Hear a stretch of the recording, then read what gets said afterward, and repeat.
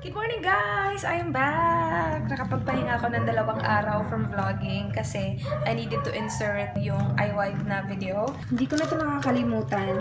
Lagi ko na siyang ina-add sa coffee ko and parang nasasanay na ako na mayroon siya sa coffee ko. Mga pang ilang day ko na ba? Pang-5 ko na ata to. My breakfast is ready! I have my coffee right here. Meron pang mga collagen na hindi pa nadidissolve ng bongga. Pero madidissolve din yan later on. Cream cheese. Ito pala yung itsura ng cream cheese na ito. So, yan. Mas bet ko yung individually wrap. Pero, yeah, next time. Malapit na siya maubos, guys. And then, my atat, as usual. Marami nagsasabi na tinry daw nila to and they like it. Diba? Yummers!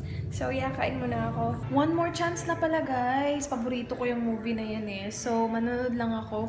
Parang yung tindahan natin yung naka-honor sa taas. Para sa tindahan. So, pupunta ako sa tindahan. Doon ko i-finish ang aking breakfast. I'll never go far away from you.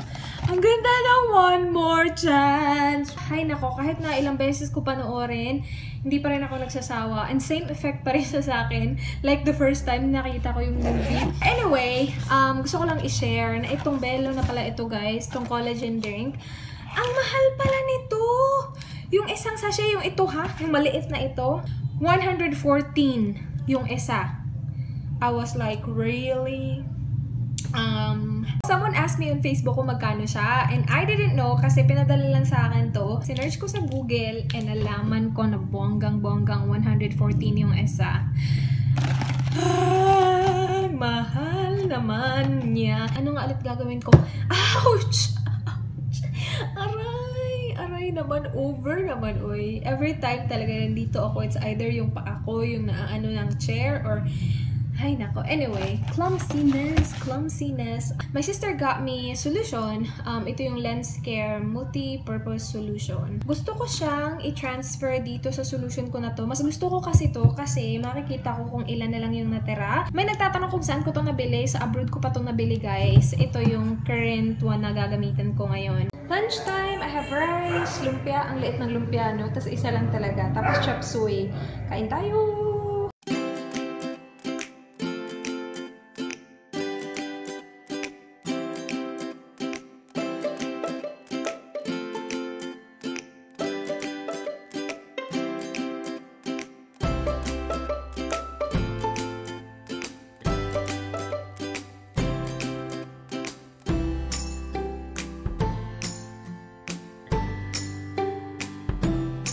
I'm gonna remove my nail polish. Nainggit ako kay mama kasi yung nails niya okay na. Yung sa akin, hindi pa naman siya nag-chip ng bongga. I've had these nails on for siguro mga almost 1 week na. So may nag-request na naman ng video on how I take care of my nails. Okay, wala akong ginagawang anything special, you guys. What I do is, I just remove the nail polish. Tapos, when I say groom, hindi as in groom na tinatanggal ko yung cuticles ko kasi hindi naman ako marunong maganon. Yung grooming ko, pinuputol ko yung nails ko sa length na gusto ko. Tapos, fina-file. Tapos yun na, yun lang yung groom ko. Wala akong ginagawa anything special. Pero sa pag-actual paint na, naglalagay ako ng base coat. Yung base coat na gamit ko ngayon is yung Chic. Before, I've been using the Sally Hansen Hardest Nails na base coat. And yun, ang ganda nun. Kaya lang naubos na yung akin. Tapos, yung nail polish na gusto kong kulay. Tapos, yung top coat na gusto ko. Tapos, yung Bobby na quick dry para mabilis mag-dry. Yun lang. Walang special akong ginagawa sa nails ko. Belated happy birthday nga pala kay Okani May de Guzman. Birthday niya kahapon. Belated happy birthday! Hi guys! Nandito na ako sa kwarto. I have on the I White facial mask, yung na-review ko. And yeah, hinihintay ko na lang na mag-liquify siya sa mukha ko before ko siya i-massage. And may nagtatanong nga pala kung kailan siya pwede gamitin, umaga or gabi, kahit kailan mo gusto, as long as 3 times a week. So, yung ginagawa ko, MWF. So, now it's Wednesday. So, sa Friday mag-a-apply din ako, ganun. Pero hindi ko makalimutan kasi pag sinabi kong every after 3 days, lagi ko nakakalimutan kasi nakakalimutan ko kailan nga ako ulit last nag-apply, ganun. I'm just gonna update the video that will be up tomorrow. I-update ko lang yung thumbnail, yung description box, and all that. Hi guys! Good afternoon! Hindi ako nakapag-vlog kayo ng umaga kasi may naglinis dito. Pinalinisan ni mama yung bahay, parang deep cleaning ba. I painted my nails yesterday nga pala. It looks red on camera, but it's red-orange. Ito yung ginamit ko. This is the Revlon color. No, not really. Revlon to eh. No, yeah, Revlon. Brilliant Strength. I was gonna say Color Stay. In the shade Inflame. So, it looks like that. I like it kasi iiba-iba siya sa different lighting. Sometimes it's orange, sometimes it's red. Pero sa camera, it looks more red. Ito, look at this. Nag-chip na siya, dyan lang. So, I'm just gonna retouch that later on. But I'm really, really liking this color.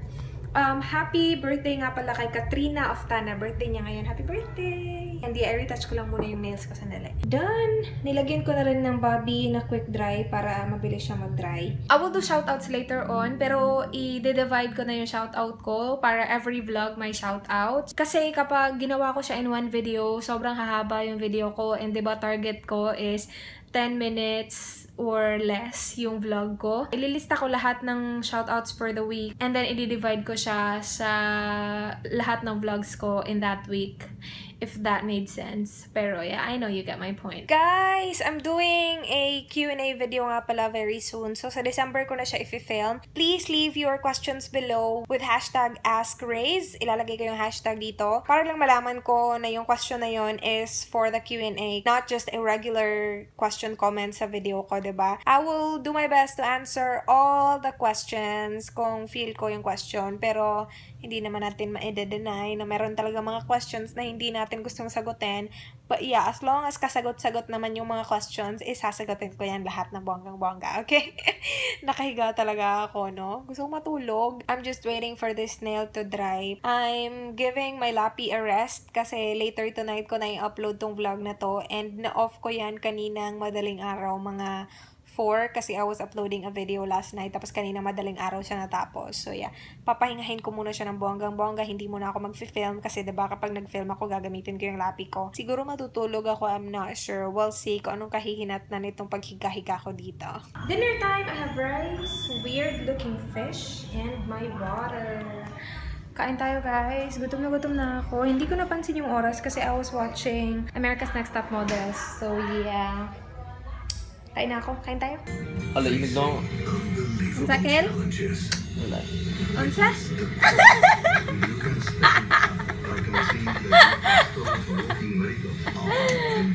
Gugawit?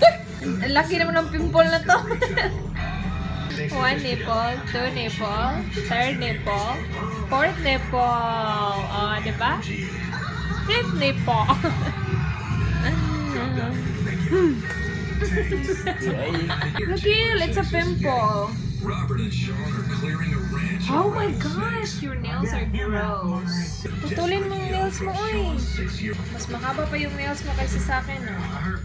I got a package nga pala, guys. Ito yung from FamShop PH on Facebook and Instagram. So, pinadalhin nila ako ng mga tops. I will do a try on haul on this very soon. So, hindi ko muna ipapakita sa inyo kasi, diba, mag-haul nga ako. Manunod ako ng pangako sa'yo. Ang ganda na ng pangako sa'yo. As in, sobra. Ang saya-saya na, no? Dumating na si Bayani. Nag-sale nga pala ang Maybelline ngayon. I'm not sure kung hanggang kailan yung sale nila. Pero guys, mag-ingat kayo ha. I-check nyo yung mga expiration date. I mean, hindi sila naglalagay na expiration date. Pero naglalagay sila ng manufacturing date. Manufactured date. Basta yun. I-check nyo kasi may nag-message sa akin sa Instagram. Tapos yung manufactured date nung binili niya, yung foundation is 2013. 2013, sobrang tagal na din guys. Yung shelf life ng foundation is 6 to 12 months lang. Or maybe 1 year to... I forgot. Pero 2013 is way too long. Make sure na hindi expired yung nabibili nyo. Lalo na nga yung sale. So yeah, just a reminder to all. I'm not sure if sale pa rin ngayon. Pero,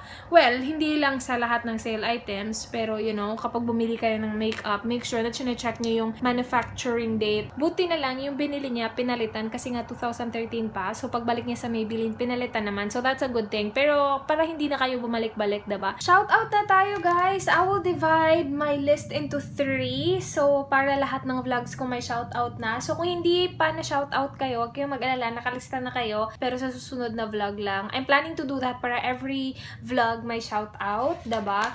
Bongga. Ito, mga Instagram users to. First shoutout goes to Nina.ali22. They're a couple. Tapos, nanood sila ng videos ko. So, very sweet lang. Thank you. Another Instagram user, shoutout to Lyra Kafter and and then Janila Rosie. Makeup Mode PH. Yung Makeup Mode PH is owned by Johara Luis Terceo. Instagram din ni Maybelline Platon is MYBLNXXIX. Hi to Maybel Garcia, Courtline Ponceja Navalta. Hi! My Angels Vlogs channel. I will leave the channel link below for you to check it out. Jane L. Hi! Miss K17, Roxanne Sereno, Melot Panancilio, Recalui, sorry. Cristel de la Cruz, Maki Prasmo, and sa group niya na pabebes. Hi! Hi to Isabel Pang, Henry Joy, or Henrea. I'm sorry. Diven Nicole Javier, Enchanted Heart 09.